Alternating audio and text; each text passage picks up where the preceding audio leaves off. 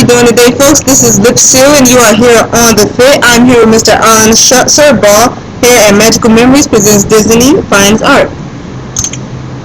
Good afternoon. Glad to be here. We are coming to you out of their store here right outside of Bally's and the Grand Bazaar shops. How are you doing today, sir? I'm great. Happy to be here, and welcome to our store. Thank you so much. Well, first I would like to say I'm a big fan of Disney, of course. I've watched it my whole life to this day. Honestly, I went to sleep watching Disney Channel. I'm just a big fan of it. How about yourself? Very cool. So am I. Grew up with a lot of films. It's embedded in the culture. And I think when you look at people that come in, you've got everything from kids who are into new movies like Frozen. And then you have people that are my age and older that know the classics like Steamboat Willie and different versions of Mickey and Fantasia and all the characters that have been put out there over the years by the Disney Corporation. So with the new movies, do you think these new movies, do you think there's something that the older crowd can relate to as well? I think so. I've met a lot of adults that get real excited about Frozen, and I think we all know that it was sort of targeted toward a younger audience, young girls with sisters that see it, can really relate to it, but yet it seems like a lot of the parents and grandparents are just excited to either buy some artwork or take the kids to the films, and they seem to enjoy it as well. Well, that's one thing about Disney. It also makes you feel young no matter what your age is. Absolutely. I like that. So I would like to talk a little bit about your store now. You guys have a lot of artwork here. At any point, do you have duplicate art? Or if somebody buys it, would you be able to get the same piece, or is every piece its own unique style? Right, good question. Here's how it works: is the artist creates the original painting.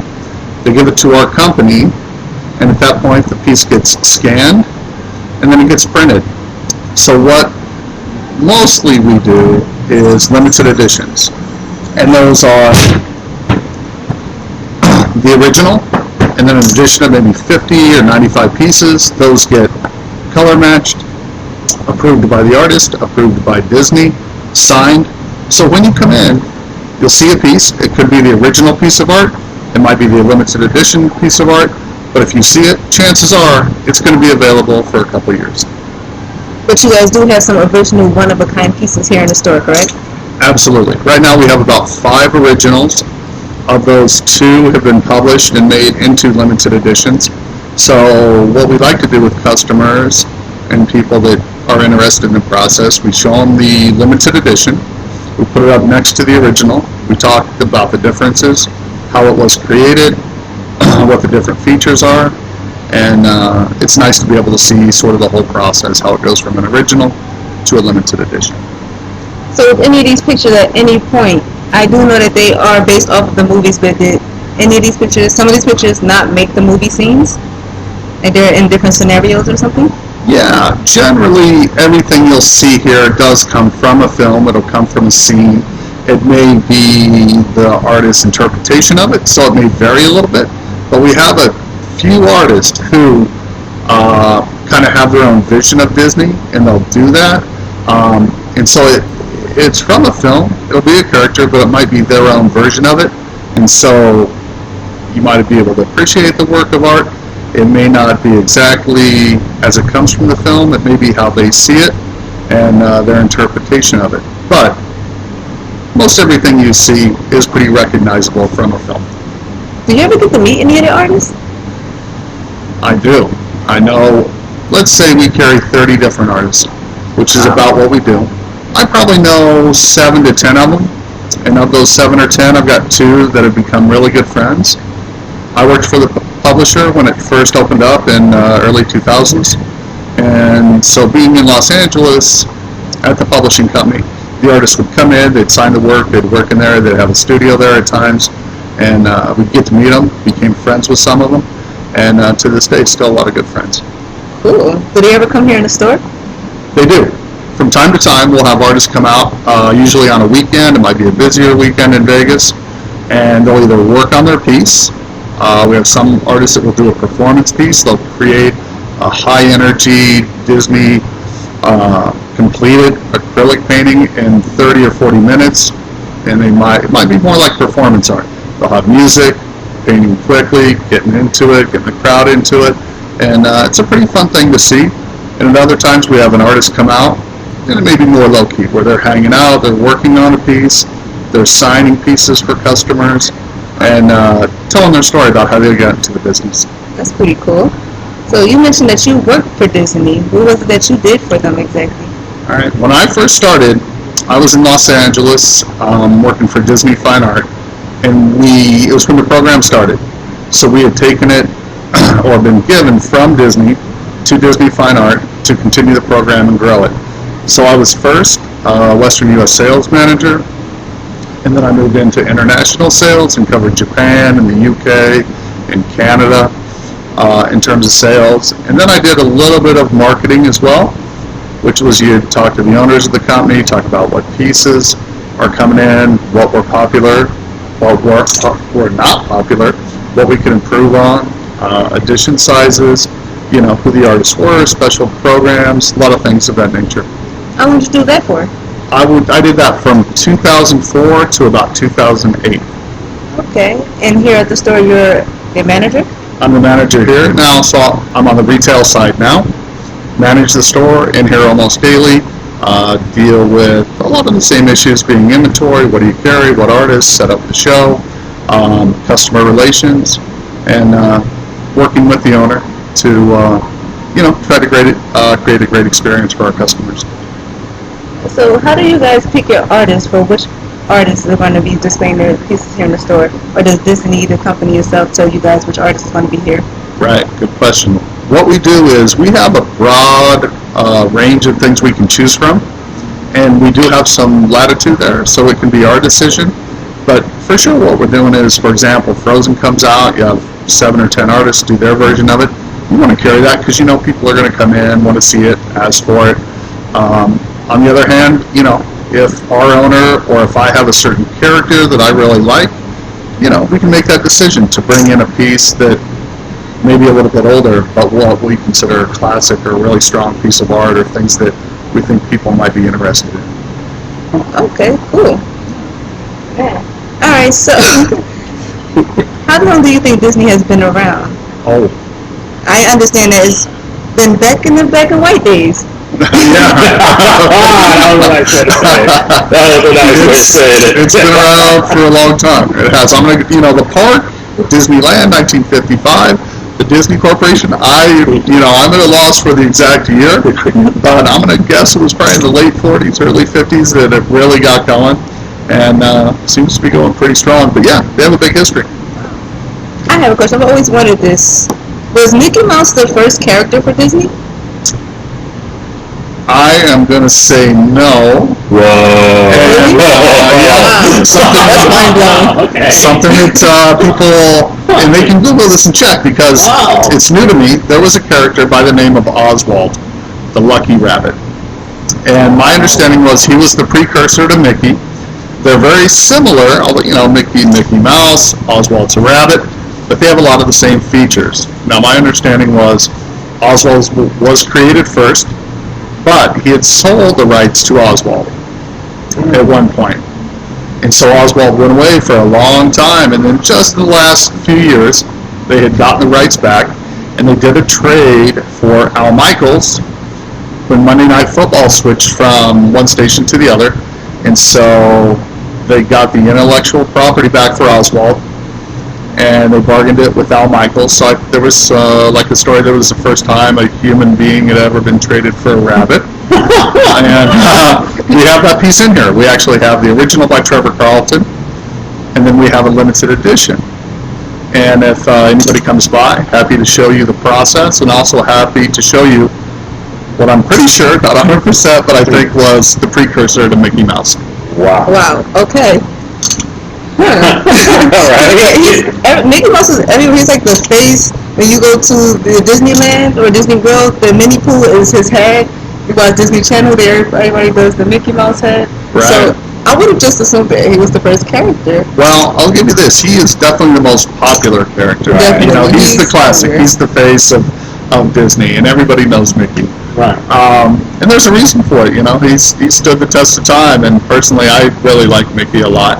And I think what's also interesting is how many people don't like Minnie Mouse, right? Some people, I like Mickey, I don't like Minnie, I like Minnie, you know? I prefer Mickey Mouse, you know. You know, and you're one of the nicer ones. Sometimes customers come in here with serious problems with Minnie. I don't know why. Well, you know what? My daughter said something once. She said the reason why a lot of people were still trying to get used to Minnie because Mickey was that friend that was just there for the adventures. Always there. Now you got Minnie, and it's kind of like Mickey. You're sharing Mickey with Minnie. It's like whenever Greg gets a girl, he cannot give his all to everybody else, so he gives his all to her. So I feel like that's probably what happened with Mickey and Minnie. He gave his all to her. And some people got jealous. Yeah, they were not feeling that too well. I think that may be right. But I'm also a big fan of Minnie. We have some artwork, not nearly as much as we do for Mickey. Right. But some pieces where they're together, Mickey by himself, Minnie by herself. But yeah, it's fun, all the different aspects of Disney and people's preferences. Not trying to take the show away, but I've noticed some of the, if you're into landscaping or into any of those kind of I mean, dude, images, I've seen this one with the Peter Pan is just like, and he's not even in it. Well, yeah, he is. He's like way up there, but he's it's not even about really small. It's like Neverland. Right. I've never seen a shot like that. I was just like, that's right. Then you have the castle over there. Is that the top one is from Beauty and the Beast. That's what I thought. Beast Castle, but no characters. No one's never seen. I've never seen the castle itself like that before. That piece holds up on its own, and that's what I love about it is I could go into somebody's house and not know, and just say, "Wow, that's a great painting." And it doesn't have to have the characters. No, right. And certain artists are into the castles. We've got about 5 or 6 different pieces. Sometimes the characters are there, sometimes they're not. They got this really cute one with Minnie and Mickey. I know people might not want to hear it, but they have this like they're like in Italy or somewhere. It's just really cool. It's just like wow, I've never seen scenes like that. And that's what I talked about with the piece being a legitimate piece of art on its own. That you can imagine the characters not being there and the painting still holding up and looking really good. So there's some super talented artists, and they all have their niche or style that's uniquely their own, and that's what Disney wanted. Was they want different versions of Disney characters, but they also want to know that the artist has put their touch on it. Creative freedom. Yeah, pretty cool. Now you mentioned that they sold Oswald the Rabbit, and they switched it back because Friday Night Lights. They sold their company to a channel. That could be. For sure, what happened was Monday Night Football was owned by, it was either ABC or NBC, and that switched back in the last couple of years. When they did that, Al Michaels was the voice of Monday Night Football. So, when the other channel took it, they wanted Al Michael to come with that package.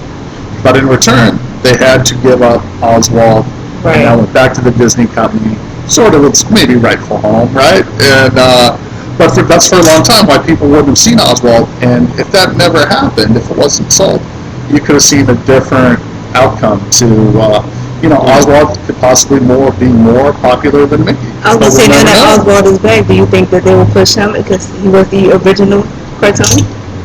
I think they'll definitely put him out there. I know they've had him in a video game, and we're seeing him in some artwork, but I don't know how hard they'll promote Oswald. You know what I mean? It's going to be pretty hard to beat Mickey.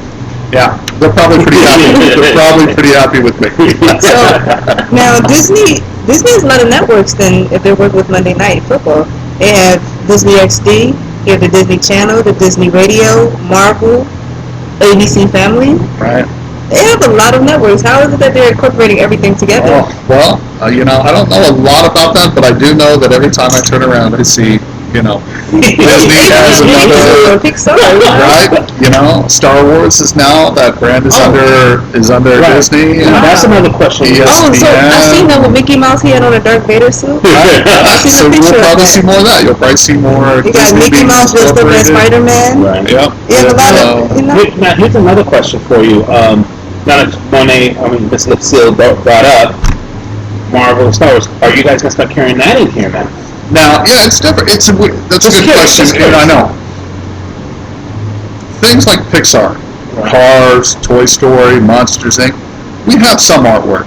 But Disney has somewhat shied away from doing it. I mean, we have some, it's little bits. So I would say you'll see select pieces here and there. Right. But their core has been things like the classic movies, right? Right. Peter Pan, Snow White, Seven Dwarfs, Beauty and the and then Beast. new films that come out like Frozen that are going to fall in that line. Although they have all these different businesses, I think you'll see things, but maybe not to the level you would with the classic Disney. Gotcha. So, one thing I've noticed about the Disney movies personally, they bring a lot of the cartoon ones to the film, but the non-cartoon ones, such as they just show original movies, such as on Disney Channel, they just kind of throw them out there. Why is that so much? Yeah, I don't Or know. is it because cartoons are more popular? Yeah, I'm sure it has its audience. I'm not sure why they do that. And that just, we sort of stay in our fine art realm, so Right, we don't okay. get a lot into the film and TV show business with it. But, I think they do a good job of creating certain channels for certain age groups and certain children. Because for an I would audience, rather love Disney XD, but I prefer Disney Channel, of Everybody's course. got their thing, Alright, so one last question. We're going to wrap it up pretty soon. All right. How would you recommend to those who would like to get into Disney working for them? I understand there are programs, there are internships, but you yourself have gotten to work with Disney personally. How would you recommend that to others who are looking to be artists, musicians, etc.? Right. I think what you want to do is focus on your specific area. So for me, my background was fine art. I went to school and had a fine art degree. But it was everything. And at the time, I didn't, know specifically I was going to come and work for Disney Fine Art. But I knew I was going to be in the art program.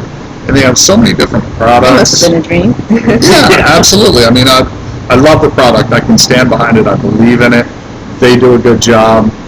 But I think for people, whatever their passion is, and that could be music, acting, animation, film, TV, so many different aspects of broadcasting, that whatever their niche is, to focus on that and then try to find a connection with Disney with what their passion is. But it's such a big company that I don't think it's tough just to say, I'm going to go to Disney and try to get an internship. I think it's much better to be focused, much like yourself, where you're working on a program and you somehow incorporate that like we have today. Or, people, whatever their passion is, to focus on their passion and then somehow try to adapt that into the Disney family. Okay. Well, guys, you heard it here first, and this is Lip Seal with Mr. Anna Sorbaugh, and we are here at Magical Memories presents Disney Fine Art, located right here at Bally's, in the Grand Bazaar shops right outside of Bally's. And this is The Fit. Thank you for tuning in.